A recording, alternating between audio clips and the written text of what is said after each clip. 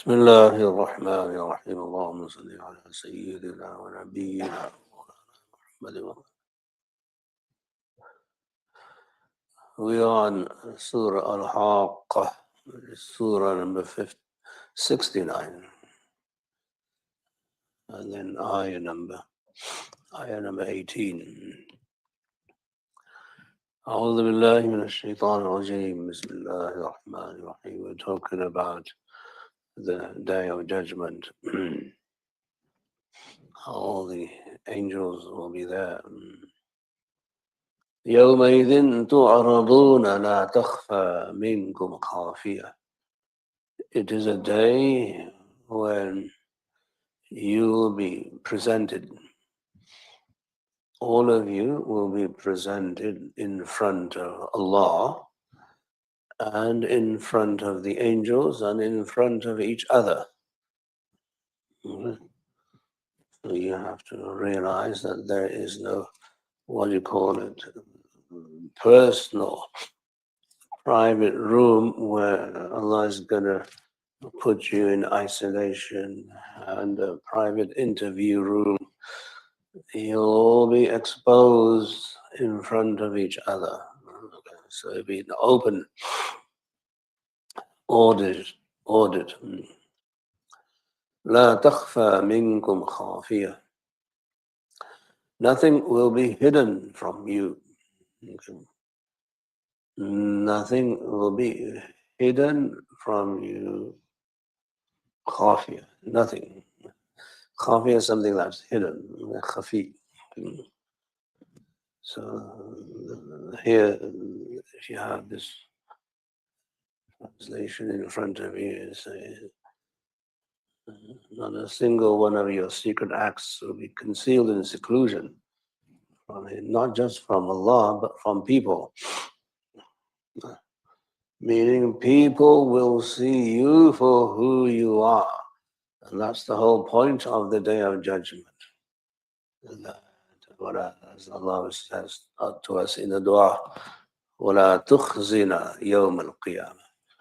Don't embarrass us and disgrace us and humiliate us on the Day of Judgment, which means that there will be humiliation. There will be a sense of disgrace because everybody will be seeing who you are. So that particular translation is not accurate.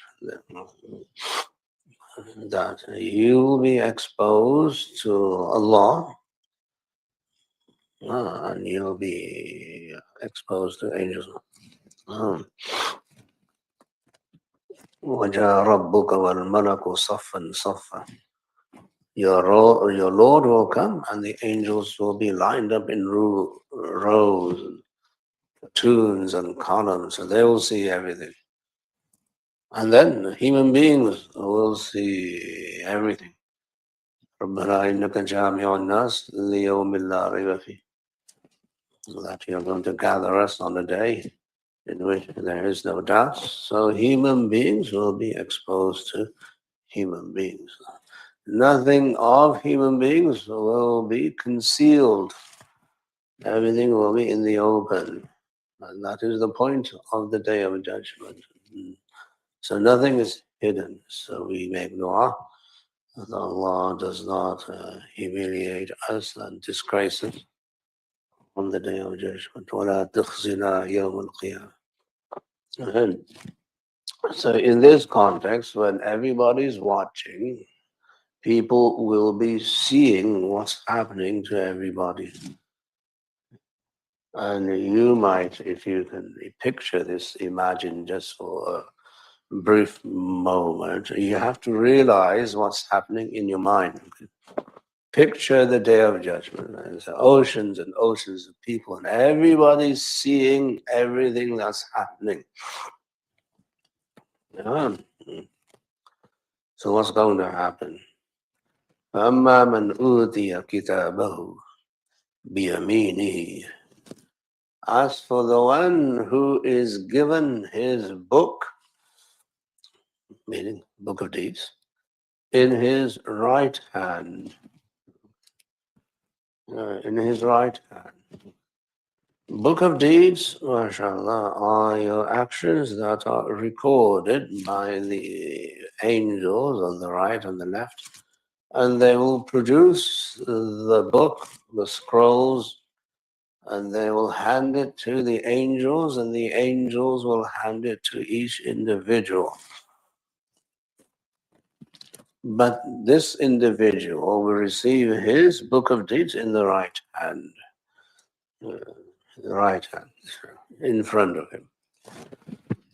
So you have to understand that the book of deeds has all your actions in them.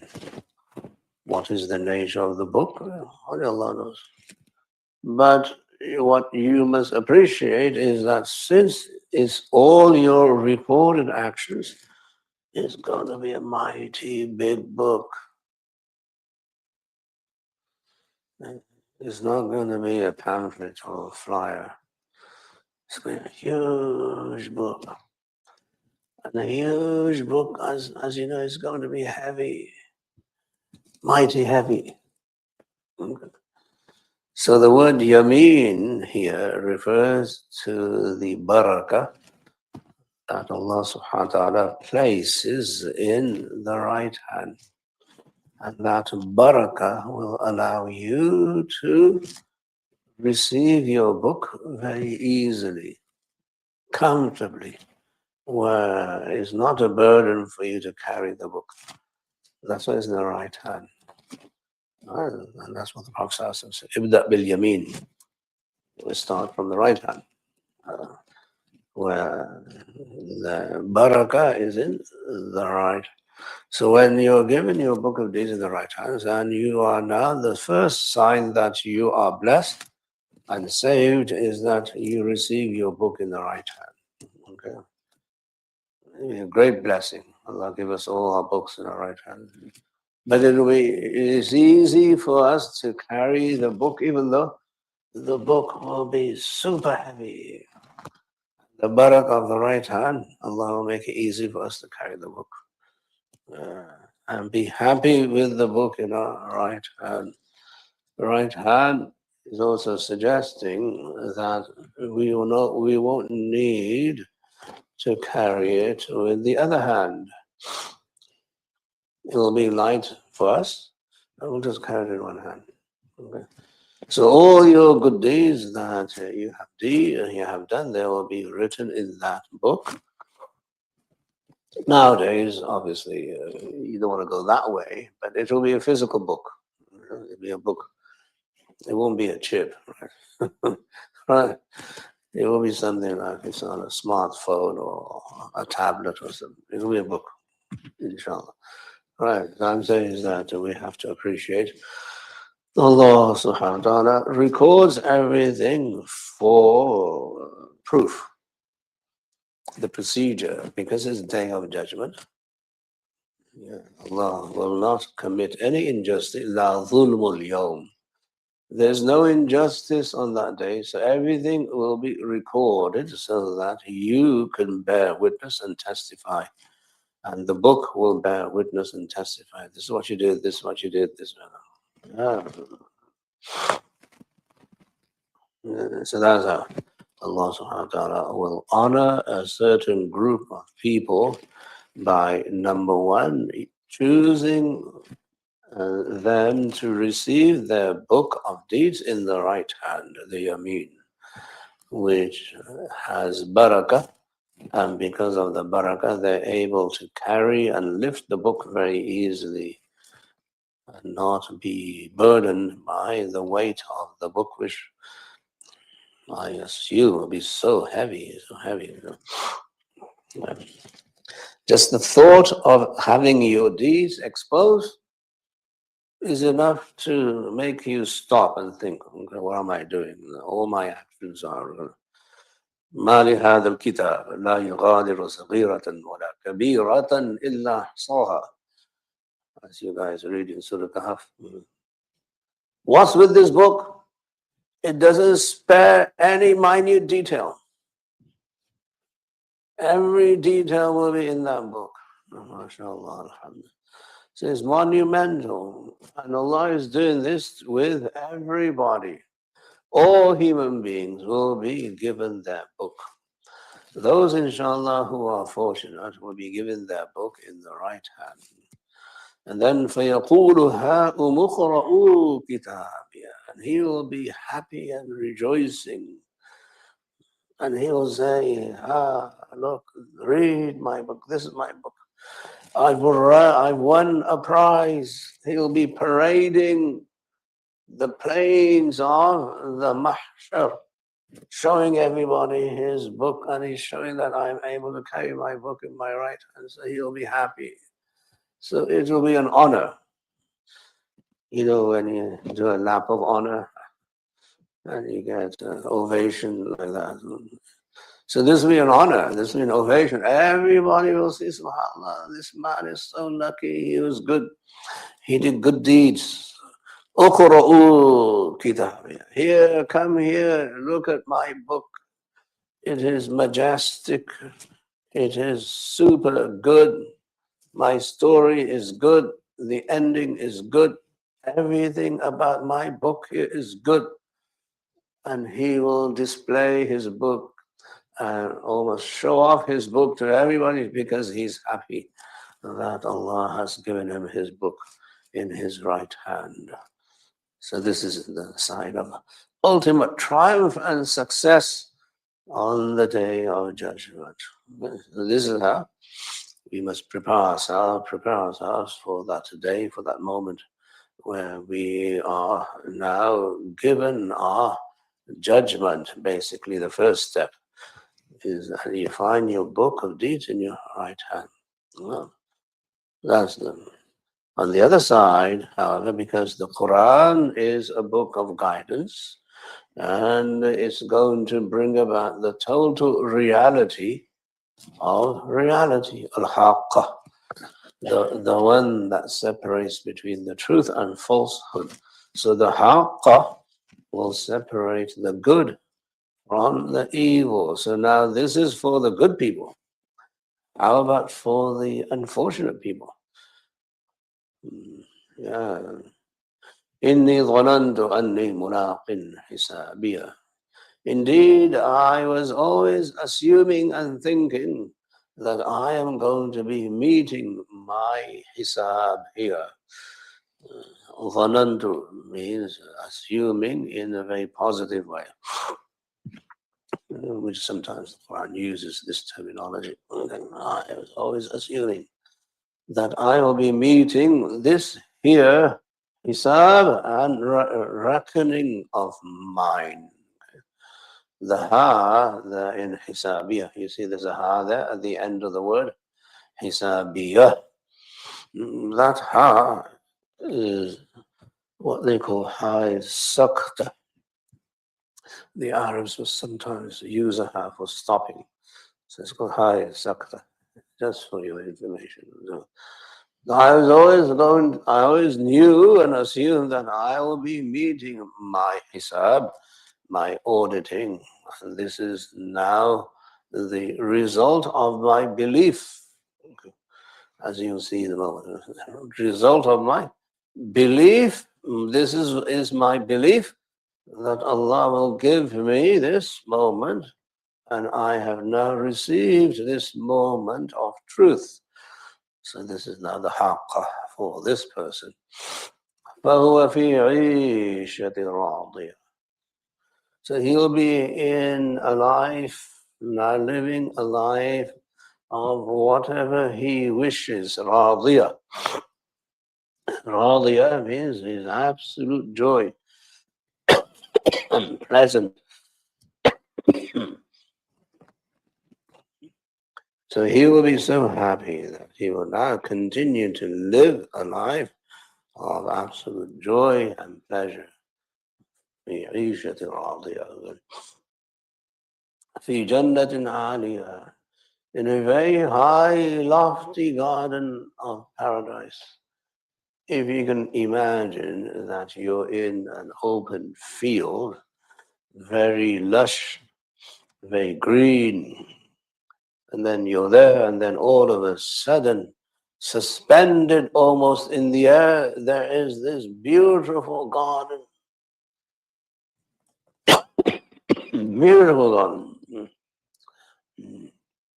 High and lofty, and you'll be transported there immediately, instantaneously. To show you the ranks of the honor of the person who is in Jannah. قطوفها دانية.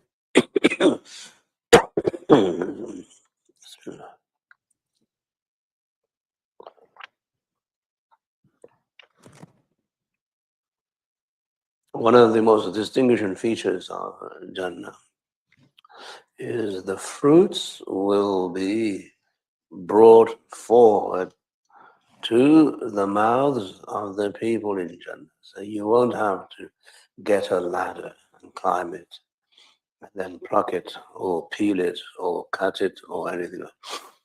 They will be immediately brought in front of you. You can just eat them from your cushion, from your sofa, from your bed. قطوفها. The fruits will be there right in front, very close, daniya. So we see that Allah subhanahu wa ta'ala will make it effortless for people to enjoy Jannah. Okay, this is a theme of Jannah, that you won't have to do anything in Jannah to enjoy life. Okay. Right, so in this world, you have to make an effort. You may be a millionaire, a billionaire, but you still have to wake up in the morning. And if you want an egg, you have to make it. If you want toast, you have to put it in a toaster. If you want tea, you have to make it. In Jannah, dahniya, no, nothing. Yeah. You have instant service, right, on your literally fingertips and on your mouths. Yeah. So this is the beauty, that the theme of Jannah is that there will be no effort needed whatsoever for anyone to enjoy anything in Jannah. It's surreal. Yeah. So now you have to understand the context. The context is the desert of Arabia. People who live in deserts, when they see that there will be no effort needed to enjoy life, they say, what are you talking about? If I want food, I have to catch the animal, I have to slaughter it, I have to skin it. Then I have to wash it, then I have to cut it, then I have to cook it, and then I have to chew it to enjoy it. So what is this place that Muhammad sallallahu alaihi wasallam is promising? So they were mesmerized by the concept. Just that very concept, that he's talking about a place, a realm that we can't even conceive of in this dunya. So he must be telling the truth. Because if it's beyond our imagination that we can't even coin the phrases of luxury, but he's able to coin the phrase of luxury effortlessly in his superb Arabic, خطوفها دانية. He must be a Nabi. There's no way anyone can refute this concept, because nobody can think this way. Nobody can conceive of such pleasure this way. If you want to fantasize and hallucinate, you can go wild, right? But nobody can bring this picture down to earth literally and say, this is where you're going. If you do this, this and that. That's the ijaz of the Quran. That's the miracle of the Quran. The miracle of the Quran is in its language. It's in the Arabic. Right? So who can conceive, number one, of a life where there is absolutely no effort needed, required to enjoy anything? Everything will be brought to your mouth. no microwave, no peeling, no cutting, no knife, no skinning, no nothing. Even everything that you will be served on will be there in front of you. The crockery, the cutlery, there won't be cutlery, I would say serving dishes, trays, and all of that. وزرابي ومبثوثة in the Quran says. في صحف مكرمة. So Allah subhanahu wa ta'ala gave the Rasul such knowledge that when they heard this for the first time, it just racked their brain. Well, what is this man saying? This man must be a Nabi, because there's no way any poet on the planet can conceive of such an idea. Because even if we do hallucinate and fantasize, we can't go this far. So we're limited by our imagination, and we're not even capable of fantasizing about the luxuries of Jannah, which is what the hadith says. وَلَا خَطَرَ عَلَى قَلْبِ بَشَرٍ. No thought will ever occur on the heart of a man about what Jannah is. It has to be revealed to you. It has to come through wahi. So this was spectacular about how the Quran depicts the luxuries and the bounties of Jannah. كُلُوا وَاشْرَبُوا هَنِيًّا بِمَا أَسْلَفْتُمْ فِي الْأَيَّامِ الْخَالِيَةِ. Then Allah will give an order, instruct everybody in Jannah to eat and drink. Not that human beings need an invitation to eat or drink, but this will be an honor. This will be an instruction of honor. And noble guests will always say, please eat. You address your guests, please eat, please enjoy the meal. So Allah will address everybody in Jannah. I want you to enjoy, eat, you're my guest. So it's an address of honor. Eat and drink, Allah will say. How so? Honey, this amazing, amazing language. If you only knew the beauty of the Arabic language. He's tried to capture it here in this verse, salubrously, which is okay. It's a good attempt, mashallah. Hani'an is when you simply enjoy every morsel and there are no side effects in what you eat. There's no belching. There's nothing that comes out from your mouth afterwards. Hani'an, that it is instantaneously digested. Hani'an. Immediately pleasurable and immediately digested, where you enjoy every bite. Hani'an. Meaning even the idea of your mouth and your teeth and your saliva and your stomach digesting the food, that won't be necessary. Even that is removed in Jannah. Even that effort is gone. Yeah. This is how beautiful Allah is depicting the pleasure and the joy of Jannah. Allah give us all that, inshallah.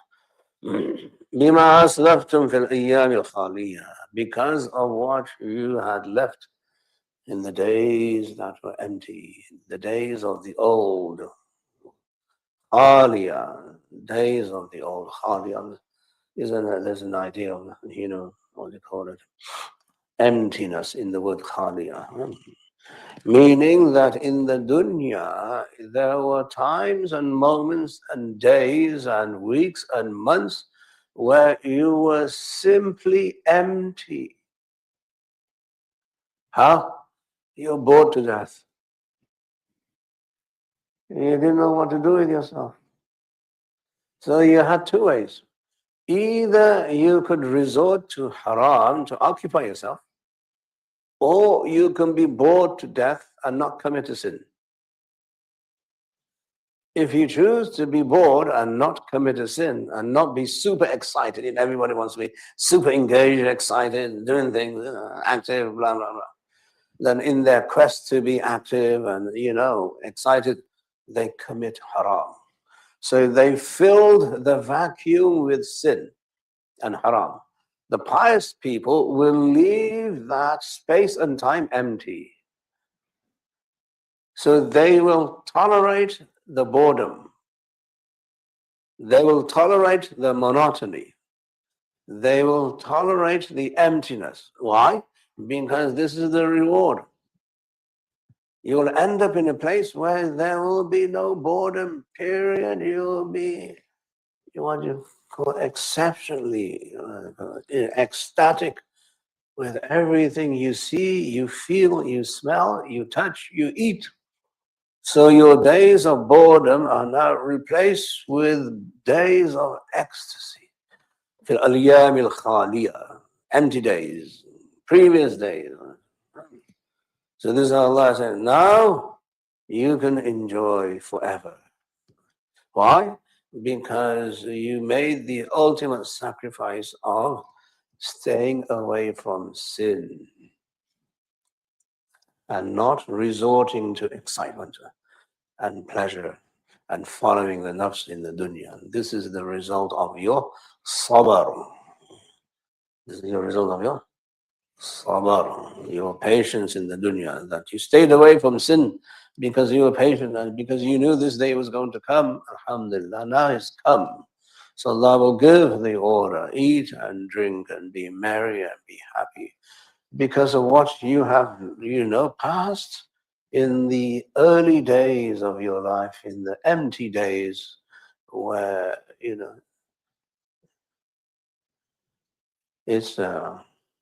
it's quite an ordeal. If you live alone and there's not too many people around you, and your nafs is saying, I have to do this, I have to do this, it's quite difficult to resist temptation. You need tremendous restraint, sabr. It's another meaning of sabr, restraint. You need some tremendous restraint because you're always bored. There's nothing for you to do. So there are two ways. The super pious, they'll find good deeds to do, like recite the Quran, to make dhikr, or study knowledge, or write a book, or teach, or whatever. But those who are not that fortunate, they have to resist so much.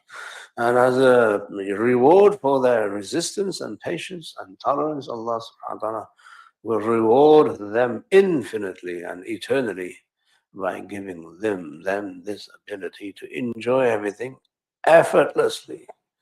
No effort needed to enjoy. So super, super unreal. You can't even fathom that in this world. So that's now for the good people. As far as the other people, there's always going to be two groups. There's going to be one group that are good, another group that not so good. So for the group that's good, they will be in Jannah and everybody will see this man is now in Jannah. It's in the Ḥāqqah. Okay, the criterion will come upon everybody. Everybody will see. People of Jannah will see the people of Jahannam. And the people of Jahannam will see the people of Jannah. Okay, so one is to, increase the punishment for the people of Jahannam, and one is to increase the ability to boast for the people of Jannah. That's also a ni'mah. Anyway, وَأَمَّا مَنْ أُوتِيَ كِتَابَهُ بِشِمَالِهِ فَيَقُولُ يَا لَيْتَنِي لَمْ أُوتَ كِتَابِيَهْ. As for the one who will be given his book in his left hand, the left hand symbolizes everything that is evil, everything that is bad, everything that brings a bad omen is in the word shimal. And that was the urf at the time of the Prophet. That was how people spoke. So the Arabs spoke by saying that this is the right hand and yameen and barakah, and this is the left hand, which is not such a good thing.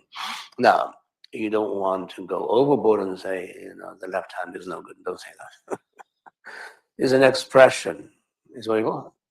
It's a literal expression. So don't get carried away. So unfortunately, some people left-handed. What are you going to do? But you mustn't eat with your left hand. Don't eat with your left hand. Force yourself to eat with the right hand, because the Prophet ﷺ says that the devil eats with his left hand. If you're a devil, then you'll eat with your left hand. Eat with your right hand. Force yourself. Switch. Make that adjustment, and the barakah will come. So the left signifies bad omen and ill fate. So the one who's given his book of deeds, وَوَرَاءَ ظَهْرِهِ, another ayah says, from behind his back, as if he's going to be handcuffed behind his back. When you handcuff people, you do it behind the back, usually, right? So this person will be given his book from behind his back and in his left hand, to show that now there's very little hope for his salvation. It will be a sign that he's not going too far. Right? Anyway, so that's that. And then this book will have all the details of his miserable life and action, all the sins and all the bad deeds. It will be a heavy book. The weight of the book will bear him down. He won't be able to carry it. And people will say that he's struggling to carry his book. So he will be totally embarrassed, humiliated, undignified person, that he's not capable of carrying his own book. This is your own life. You carried your life in the dunya by being nonchalant, careless, and carefree about the actions you commit, not realizing that the bad deeds are actually a weight on you. Is a weight against you. The bad deeds bear you down. There's what you call in Arabic thiqal. Sometimes it appears upon people who commit sin that they're weighted down, and they're not very light, and they're very miserable, and they're depressed, and they're always angry. That is the effect of the sin. People who don't commit sin, they're usually very light-hearted, and they're easy to please and easygoing. People who are always constantly thinking of sin, they're always bogged down by the weight of their own, bad deeds and so on. So Yusuf يقول يا ليتني لم أوت كتابي. If only I was not given my book, I don't want to see. So that you'll be running away from yourself. There's no greater punishment than to run away from yourself. You, what they call self-haters. This is the ultimate self-hatred that will be exposed on the day of judgment. You will hate what you have done, and you will deny it, and you will choose to run away from it. If only I was not given my book at all, I would have been much happier. I don't need to suffer and look at how miserable and how much of a loser I am today. Yeah, so that's it. وَلَمْ أَدْرِ مَا حِسَابِهَا. And if only I did not know what my hisab is, what my fate is, what my audition is, that I didn't want to know any of this. Much better not to know than to know, especially if the knowledge brings you, depression, and the knowledge brings you this kind of anxiety and suspense and bewilderment and so on. So people run away sometimes from the truth. Not everybody can handle the truth. Sometimes people run away from the truth so that they don't have to deal with it, which is unfortunately a symptom. Usually people who don't believe in the akhirah, they can't handle death. They run away from the idea of death, and it burdens them. and they don't know what to do. So they become cuckoo, and they become depressed and angry, and you resort to drinking alcohol and doing stupid things, and becoming suicidal. And so I lost my loved one. What do I do? Because you haven't prepared for death. That's why. So this man on the day of judgment will say, I have not prepared for this moment, and I'm going to run away from it. But he can't run away. There's nowhere to run. Okay? He's trapped within his own sins and within his own miserable life. وَلَا مَدْرِ مَا حِسَابِهِ يَا لَيْتَهَا كَانَتِ الْقَاضِيَةَ. If only this had been the final blow. The final blow. If only I perish. If only I was totally annihilated, eradicated from existence. I would have been better on not being than being. So he will wish for his non-existence. Wishing is perhaps the ultimate punishment, that you wish you did not exist. One is that you wish you don't live. That's one level. And the other is worse, which is this, that you didn't want to exist. So the life and existence, two different things. So this man will be so paralyzed and so miserable and so wretched and unfortunate that he will wish that this would be a fate that he did not have to suffer.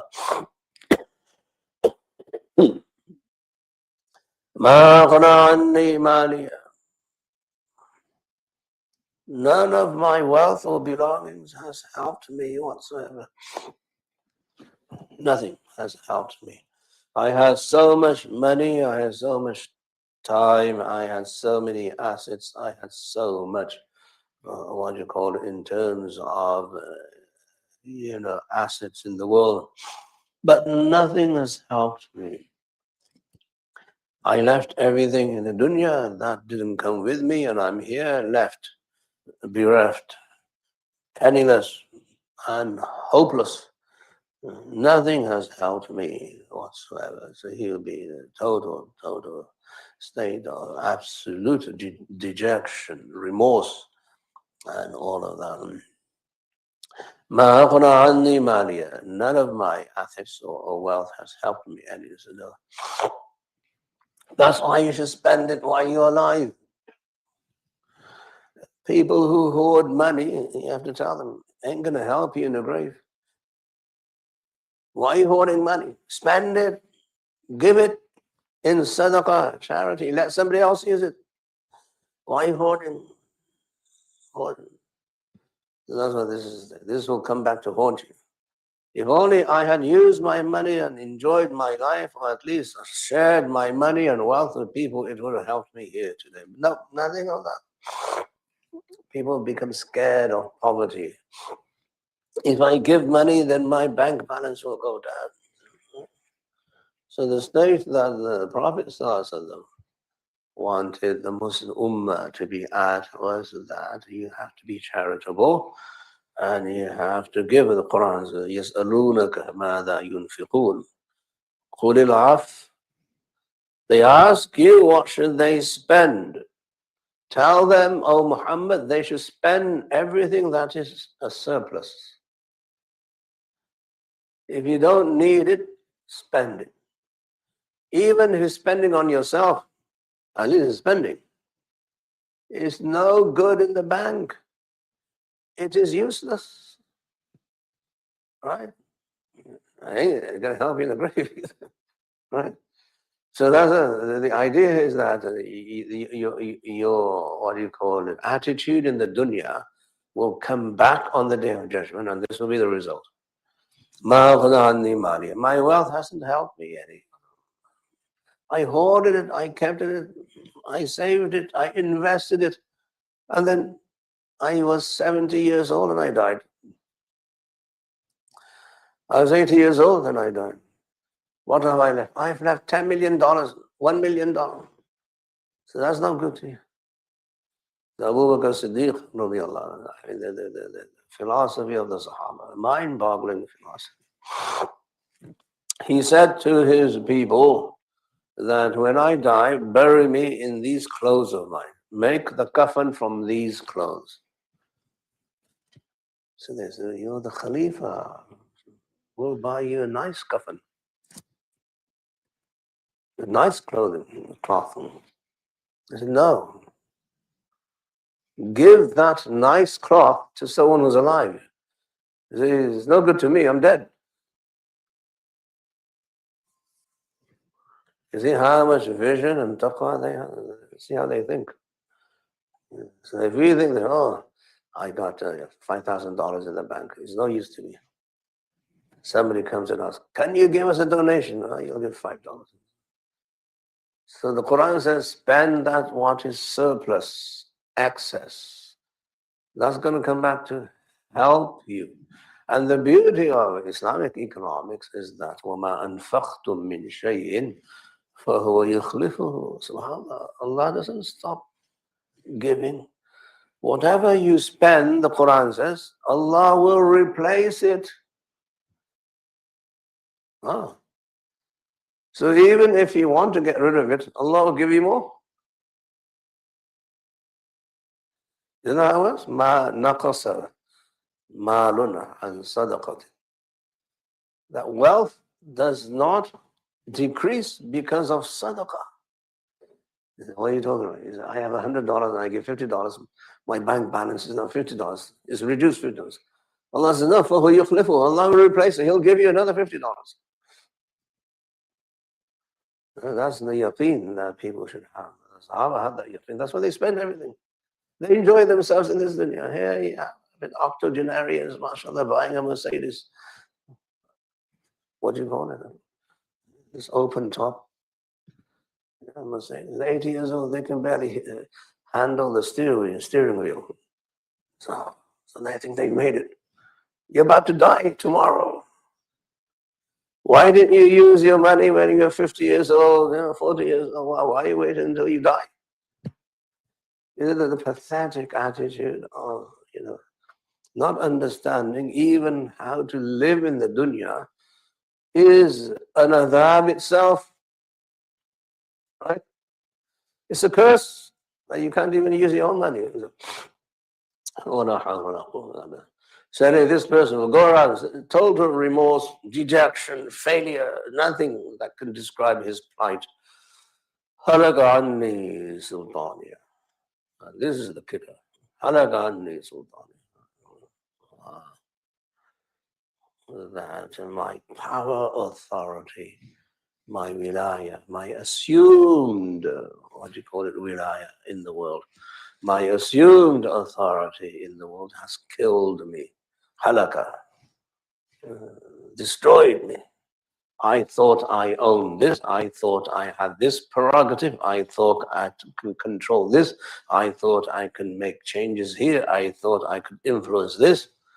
And then all of a sudden on this day, I have nothing, no influence, no prerogative. I have no rights anymore.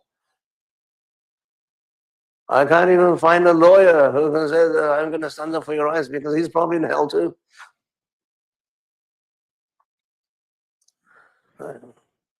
So on the day of judgment, the human rights. I have no rights. I have no sultan, authority, prerogative, power. In the dunya, I thought I had power, authority, prerogative over, spouses, children, employees, teachers, students, whatever.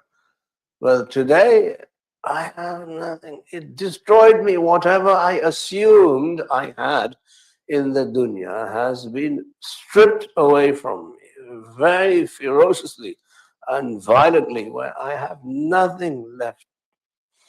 Nothing whatsoever. Halakani Sultani. It goes towards creating,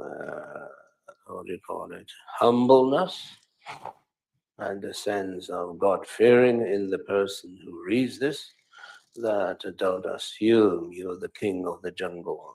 Don't assume that you can be this, and that. A time and day will come when you will have nothing in front of Allah. Allah will be the only king. He will be the only judge. Maliki Yawmiddin. He's the owner of the Day of Judgment. He owns it. And he's not going to share any of his ownership with you. You'll have nothing. You won't be able to vouch for yourself. You won't be able to vouch for anyone else. You'll be a complete non-entity. You will not even exist in front of Allah's authority. So, calm down, stay on the ground. Don't be mighty, presumptuous. I'm going to do this. I'm going to make this change. I'm going to do that. I'm going to do this. There's no I there left.